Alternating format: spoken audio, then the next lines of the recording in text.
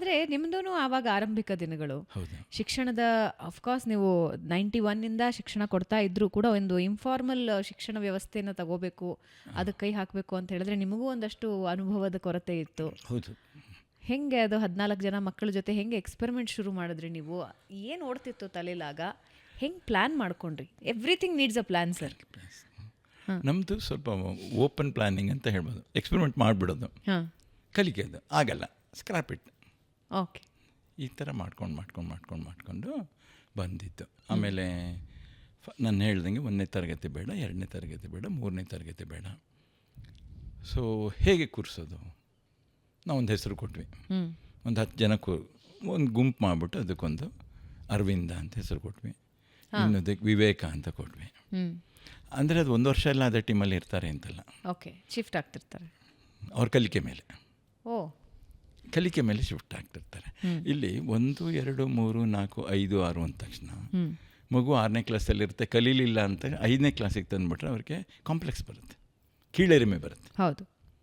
But ಇಲ್ಲಿ ವಿವೇಕದಿಂದ ಅರವಿಂದಕ್ಕೆ ತರ್ತೀನಿ, ಅರವಿಂದದಿಂದ ಚೇತನಕ್ಕೆ ಹೋಗ್ತೀನಿ, ಗೊತ್ತಾಗಲ್ಲ, ಆ ಕೀಳರಿಮೆ ಇರಲ್ಲ ಅಲ್ವಾ? ಅಂದರೆ ಅದರಲ್ಲಿ ವಯಸ್ಸಿನ ಮಿತಿ ಇರಲ್ಲ, ಯಾವುದೇ ಮಿತಿ ಇರಲ್ಲ, ಕಲಿಕೆ ಆಧಾರ. ಓಕೆ, ಒಂದು ವಯಸ್ಸಿರುತ್ತೆ, ಮೇ ಬಿ 10ರಿಂದ 13 ಒಂದು ಗ್ರೂಪ್, ಒಂದು ಟೀಮು.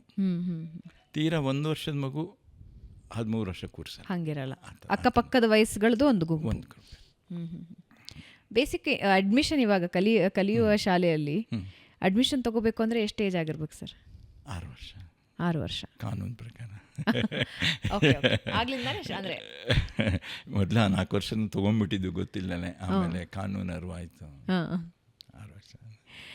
ಯಾವುದೇ ಪ್ರತಿಫಲಾಪೇಕ್ಷೆ ಇಲ್ಲದೆ ಹಿಂಗಿದ್ದೊಂದು ಶಾಲೆ ನಡೆಸಬೇಕು ಅಂತ ಹೇಳಿದಾಗ ವಿಟಮಿನ್ ಎಂ ಜೋರಿರಬೇಕು ಸರ್.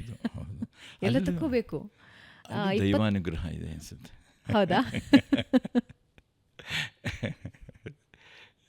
ಸೊ ಯಾವತ್ತೂ ಸ್ಟ್ರಗಲ್ ಆಗಲಿಲ್ವಾ? ಅಂದರೆ ಯಾವಾಗಲೂ ಉದ್ದೇಶಗಳು ಬಹಳ ಇರುತ್ತವೆ ಸರ್, ತುಂಬ ಒಳ್ಳೊಳ್ಳೆ ಉದ್ದೇಶಗಳಿರುತ್ತವೆ. ಆದರೆ ಕೆಲವೊಂದು ಸಲ ಅದೇ ಮಸಲ್ ಪವರ್ ಮುಂದೆ, ಅಂದರೆ ಮಸಲ್ ಪವರ್ ಇಲ್ಲ ಅಂದಾಗ ಆ ಉದ್ದೇಶಗಳು ಕರಗಿ ಹೋಗುವಂಥ ಸಾಧ್ಯತೆಗಳಿರುತ್ತೆ.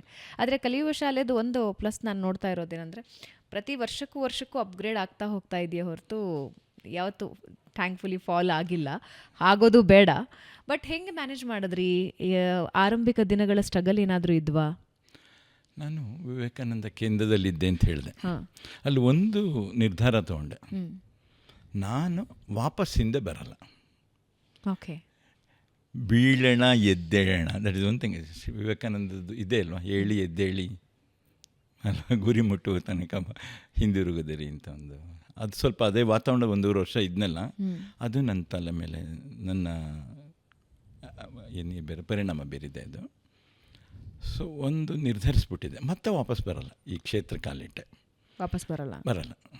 ಸೊ ನನ್ನ ಪಾಟಿಗೆ ನಾನು ಬೆಳಗ್ಗೆ ಸಾಯಂಕಾಲ ಪಾಠ ಮಾಡ್ಕೊಂಡೇ ಇರ್ತಿದ್ದೆ ಅನಿಸುತ್ತೆ. ಯಾವುದೋ ಒಂದಿನ ನಂಗೆ ಬೆಂಗಳೂರಿಂದ ಕಾಲ್ ಬಂತು, ಒಬ್ಬರು ಸ್ವಿಟ್ಜರ್ಲ್ಯಾಂಡಿಂದ ಒಂದು ಲೇಡಿ, ನಾನು ನಿಮ್ಮನ್ನು ಬಂದು ಮೀಟ್ ಮಾಡಬೇಕು. ಸ್ವಿಟ್ಜರ್ಲ್ಯಾಂಡಿಂದ? ಕರೆಕ್ಟು. ಬಂದರು, ಮಕ್ಕಳ ಜೊತೆ ಪಾಠ ಮಾಡ್ತಿದ್ದೆಲ್ಲ ನೋಡಿದ್ರು. ನಾನು ನಿಮ್ಗೆ 15,000 ಕೊಡ್ತೀನಿ ಅಂದರು. ಪಬ್ಲಿಕ್ ಕಾಂಟ್ರಿಬ್ಯೂಷನ್ ಮೊದಲನೇದು 15,000 ಕ್ಯಾಶ್ ಕೊಟ್ಟರೆ. 2000